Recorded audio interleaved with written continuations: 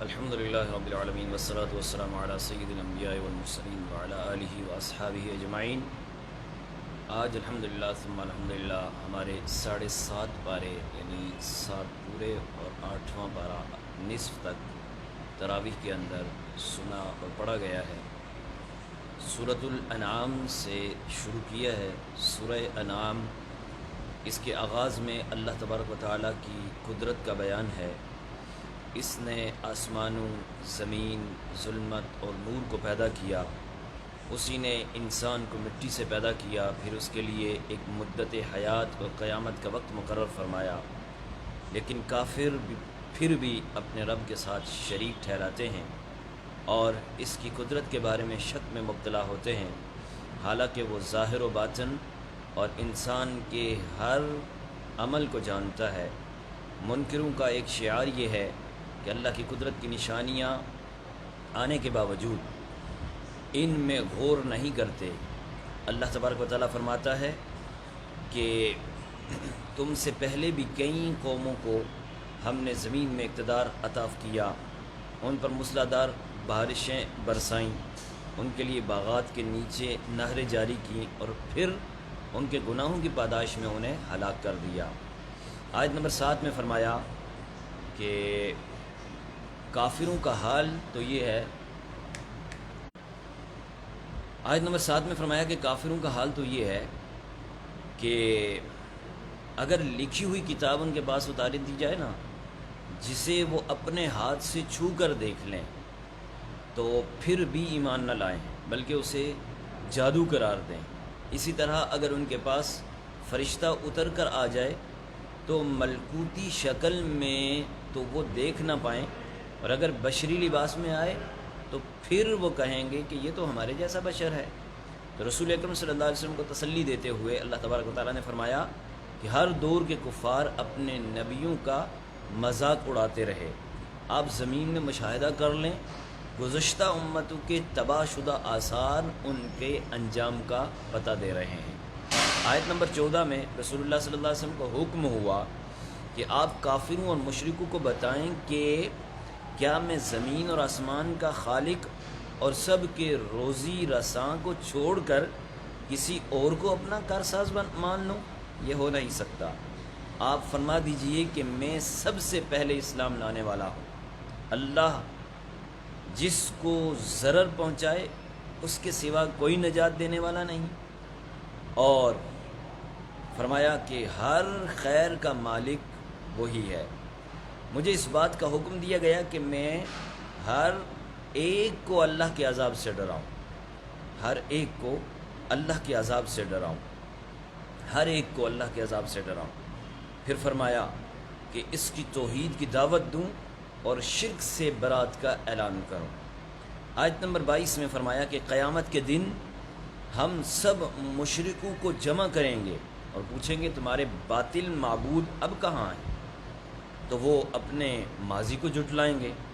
آیت نمبر 25 میں اللہ تبارک و تعالیٰ فرماتا ہے کہ منکرین آپ کی بات تو توجہ سے سنتے ہیں، منکرین جو ہیں آپ کی بات توجہ سے سنتے ہیں، اور پھر سننے کے بعد کیا کرتے ہیں، اس کے بارے میں یہاں ساری تفصیل بتائی کہ ان کی بدعمالیوں کے سبب ان کے دلوں پر پردے پڑ چکے ہیں، ان کے جو دل ہیں ان پر پردے پڑ چکے، اور ان پردوں کی وجہ سے ان کو ہدایت نہیں ملتی، ان کے کانوں میں بندش ہے۔ اس کا مطلب یہ ہے کہ وہ سنتے تو ہیں لیکن یہ سننا ان کے نفع کے لیے نہیں، نفع بخش کے نہیں ہوتا، وہ ہر درمی سے حق کو رد کرتے ہیں۔ آخرت میں وہ تمنا کریں گے کہ کاش ہمیں واپس بھیج دیا جاتا تو ہم ایمان لانے والوں میں ہو جائیں، لیکن اس دنیا میں رہتے ہوئے وہ حیات بعد الموت کے منکر ہیں۔ وہاں جا کر تو تمنا کریں گے کاش مجھے دوبارہ بھیج دیا جائے، تو یہاں دنیا میں رہتے ہوئے وہ اس کے منکر ہیں۔ آگے آیت نمبر 31 میں اللہ تبارک و تعالیٰ نے فرمایا کہ انہوں نے اللہ کے حضور پیش ہونے کی حقیقت کو جھٹلایا، وہ اپنی بدعمالیوں کا بوجھ اپنے پشت پر اٹھائے ہوئے ہیں، اور جب اچانک قیامت آ پہنچے گی تو وہ اپنی کوتاہی پر افسوس کریں گے۔ رسول اللہ صلی اللہ علیہ وسلم کو تسلی دیتے ہوئے اللہ تعالیٰ نے فرمایا کہ آپ غمگین نہ ہوں، یہ آپ کو نہیں جھٹلا رہے بلکہ در حقیقت آیت الہی کا انکار کر رہے ہیں۔ اور آپ سے پہلے بھی رسولوں کو انہوں نے جھٹلایا ہے، آپ سے پہلے جو رسول ہیں ان کو انہوں نے اسی طرح جھٹلایا ہے، اور انہوں نے صبر کیا۔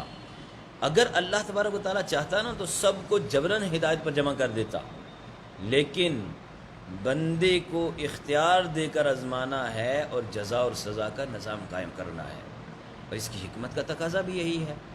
آیت نمبر 38 میں اللہ تبارک و تعالیٰ نے فرمایا کہ زمین پر چلنے والے حیوان اور فضاؤں میں اڑنے والے پرندے تمہاری طرح مخلوق ہیں، جب قیامت آ جائے گی اور اللہ کا عذاب نگاہوں کے سامنے ہوگا تو پھر یہ مشرک بھی ایک ہی رب کو پکاریں گے۔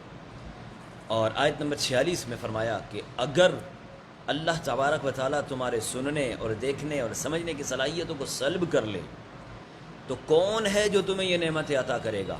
کوئی بھی نہیں ہے نا۔ تو جب کوئی نہیں ہے تو جس نے یہ نعمتیں دی ہیں اس کا شکر کیوں نہیں ادا کرتے؟ تو مشرک رسول اللہ صلی اللہ علیہ وسلم سے طرح طرح کی فرمائشی مطالبات کرتے تھے، تو اللہ تبارک و تعالیٰ نے فرمایا کہ آپ فرما دیجئے کہ میں نے کبھی یہ دعویٰ نہیں کیا کہ میرے پاس اللہ کے خزانے ہیں، اور نہ میں از خود غیب جانتا ہوں، اور نہ میں خود یہ دعویٰ کیا کہ میں فرشتہ ہوں۔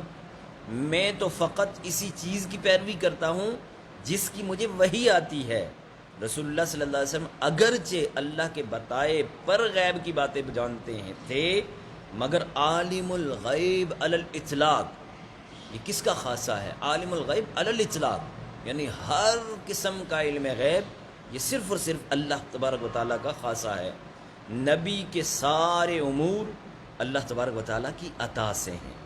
یہ جتنی بھی غیب کی خبریں آقا کریم دیتے نا، جس میں فرمایا وما ہوا علی الغیب بضانین، میرا محبوب غیب بتانے میں بخل نہیں کرتا۔ تو یہ غیب بتانے میں بخل نہ کرنے کا مطلب یہ کہ جو ہم نے غیب نبی کو دیا ہے اس میں بخل نہیں کرتا۔ علی الاطلاق عالم الغیب والشہادہ، یہ رب کائنات کی قدرت ہے۔ مشرکوں کے سرداروں نے رسول اللہ صلی اللہ علیہ وسلم سے کہا کہ اگر آپ ہمارے لیے کوئی ایسا وقت مخصوص کریں، جو ان کے سردار تھے انہوں نے کہا اگر آپ ایسا وقت مخصوص کریں جس میں فقراء صحابہ سیدنا صہیب، سیدنا عمار، سیدنا مقداد، سیدنا بلال، سیدنا عبداللہ بن مسعود رضی اللہ تعالیٰ عنہ، یہ فقراء صحابہ یہ نہ ہوں آپ کے پاس، تو شاید ہم آپ کی بات پر غور کریں۔ رسول اللہ صلی اللہ علیہ وسلم دعوت حق کے لیے نہایت خوش آمد، یعنی یوں سمجھ لیں خوش مند رہتے، خواہش مند رہتے، اور ہر وقت کرتے رہتے، ہر وقت اس کڑن میں رہتے کہ کاش یہ لوگ جہنم کا ایندھن نہ بنے، یہ ہماری اسلام میں داخل ہو جائیں۔ تو ان کی خواہش مند رہنے کی وجہ سے اس لیے آپ کے دل میں خیال پیدا ہوا کہ ان کی خواہش کو پورا کر لیا جائے۔ تو آیت نمبر 52 میں اللہ تبارک و تعالیٰ نے فرمایا جو اہل ایمان صبح و شام اپنے رب کی عبادت کرتے رہتے ہیں اور اس کی رضا کے طلبگار رہتے ہیں، آپ انہیں اپنے آپ سے دور مت کریں، اپنے آپ سے انہیں دور مت کریں۔ آیت نمبر 59 میں فرمایا اور غیب کی کنجیاں اسی کے پاس ہیں، اس کے سوا از خود اور ان کو کوئی نہیں جانتا۔ از خود کوئی نہیں جانتا، یہ دعویٰ کوئی نہیں کرتا کہ از خود نبی جانتے ہیں، از خود انبیاء جانتے ہیں، از خود اولیاء جانتے ہیں، یہ دعویٰ نہیں۔ از خود کوئی نہیں جانتا، اللہ کے بتائے سے جانتے ہیں، یہ بھی علم غیب۔ تو پھر فرمایا آیت نمبر 52 میں کہ اللہ تعالیٰ نے فرمایا کہ جو اہل ایمان صبح و شام اپنے رب کی عبادت کرتے ہیں، اللہ کی رضا چاہنے کے لیے کرتے ہیں، ان کو اپنے سے دور نہ کرو۔ تو اسی لیے عاشق کہتے ہیں یا رسول اللہ انظر حالنا، یا حبیب اللہ اسمع قالنا، اننی فی بحر غم مغرق خذ یدی سہل لنا اشقالنا، از کرم سہل لنا اشقالنا، یا رسول اللہ بفریادم برس، یا نبی اللہ ندارم جرتکس، مشکلم پیش اس درمم بے کثیر، یا رسول اللہ ہمارا تو بصیر۔ آیت نمبر 59 کے متعلق آپ کو بیان کیا۔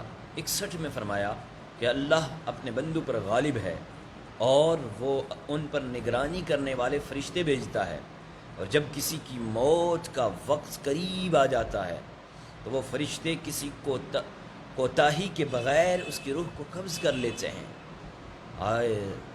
یہ بتا رہی ہے کہ موت کا وقت ایک مقرر وقت ہے، ہر زی روح نے موت کا ذائقہ چکھنا ہے۔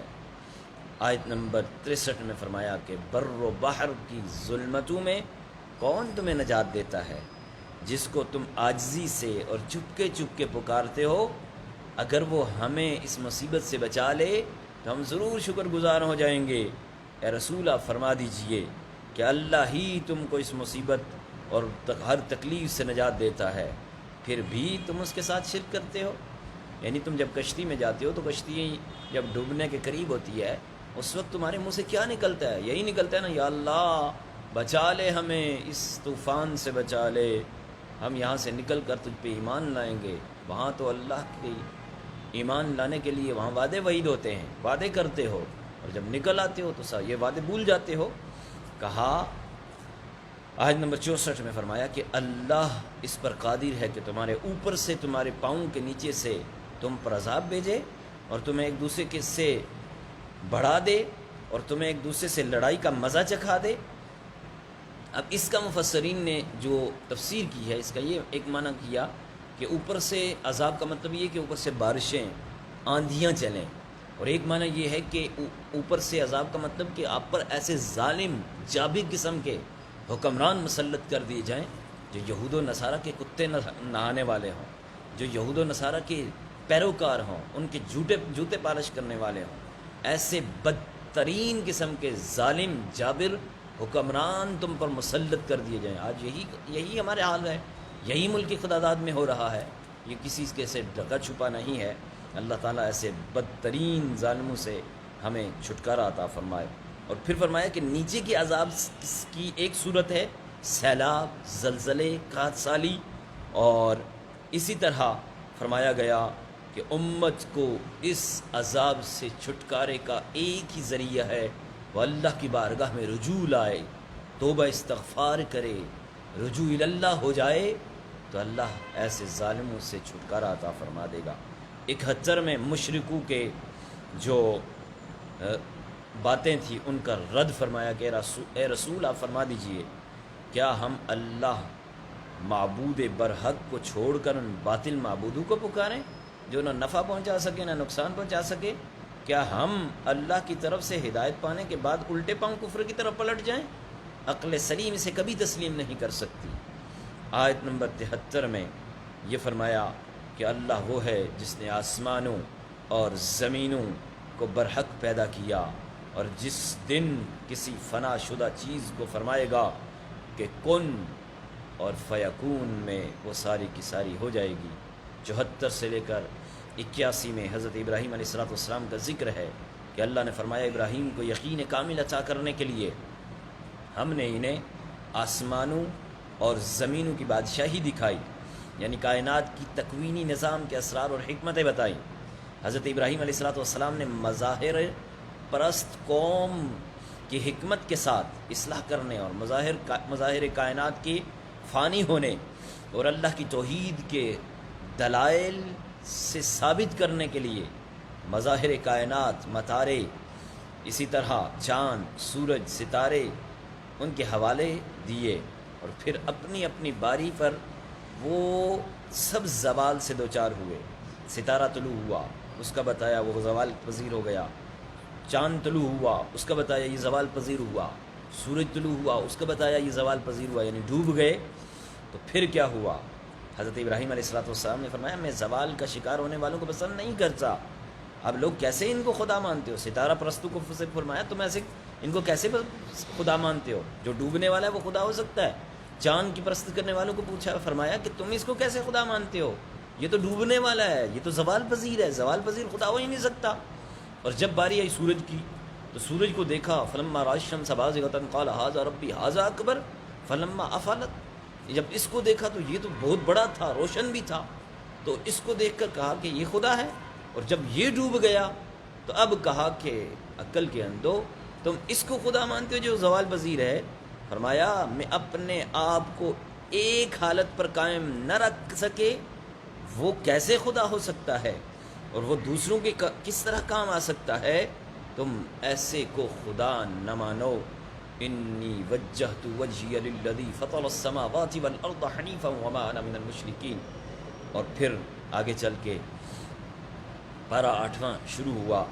کفار رسول اللہ صلی اللہ علیہ وآلہ وسلم سے طرح طرح کے مطالبات کرتے تھے کہ ہم اس وقت تک ایمان لائیں گے جب فرشتے ہمارے پاس اتر کر آئیں اور ہمارے جو لوگ مر چکے ہیں وہ زندہ ہو جائیں، اور یا برزخ اور آخرت کے بارے میں آپ جو باتیں ہمیں بتاتے ہیں وہ آپ ان دعووں کی تصدیق کریں. قرآن نے بتایا کہ ان کی یہ ساری کی ساری جو باتیں ہیں نا یہ جہل پر مبنی ہیں، یہ انکار حق کے لیے محض بہانے بازیاں ہیں، آپ ان کو چھوڑ دو، یہ دفع کرو ان کو. تو پھر آیت نمبر 102 میں رسول اللہ صلی اللہ علیہ وسلم کو تسلی دیتے ہوئے فرمایا کہ اسی طرح ہم ہر نبی کے لیے شیطان انسانوں اور جنوں کو دشمن بنایا. ہر نبی کے لیے شیطان کو جنوں کو دشمن بنایا جو لوگوں کو دھوکے میں ڈالنے کے لیے ایک دوسرے کو خوش نما باتیں القاء کرتے ہیں. مزید فرمایا کہ یہ اس لیے کرتے تاکہ منکرین آخرت کے دلوں کو اپنی طرف مائل کریں. آیت نمبر 118 اور 1 میں فرمایا کہ جس حلال جانور پر ذبح کے وقت اللہ کا نام لے لیا جائے تو اسے کھاؤ. محرمات کو تمہارے لیے تفصیل سے بیان کر دیا. حالت اضطراری میں بقائے حیات یعنی حیات کو باقی رکھنے کے لیے ان کی سے استفادے کی اجازت ملی. مزید فرمایا کہ جس ذبیحے پر اللہ کا نام نہ لیا جائے اسے نہ کھاؤ. آیت نمبر 123 میں فرمایا کہ اسی طرح ہم نے ہر بستی میں اس کے مجرموں کو سردار بنایا تاکہ وہاں فریب کاری کریں اور ان کے دجل اور فریب کا وبال انہی پر آئے.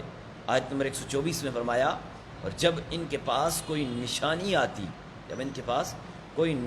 آتی تو وہ کہتے ہم ہرگز ایمان نہیں لائیں گے حتیٰ کہ ہمیں بھی اس کی مثل دیا جائے جیسا کہ اللہ کے رسولوں کو دیا گیا. اللہ تعالیٰ نے فرمایا کہ اللہ تعالیٰ تو خوب جانتا ہے وہ اپنا منصب رسالت کیسے تفویض کر سکتے ہیں، کیسے کسی کو اپنا منصب رسالت دے سکتے ہیں. آیت نمبر 125 میں فرمایا کہ اللہ جس کو ہدایت دیتا ہے اس کا سینہ اسلام کے لیے کھول دیتا ہے، اور جس کے لیے گمراہی کرتا ہے، جس کے لیے گمراہی مقدر فرماتا ہے تو چاہتا ہے کہ اس کے سینے کو قبول حق کے لیے گھٹا ہوا تنگ کر دیتا ہے. تو اسی لیے کہا نا جو پارہ 1 میں پڑھا تھا سم بکم عمیٌ فهم لا یرجعون، وہ اسی لیے تھا. پھر فرمایا آیت نمبر 130 اور 131 میں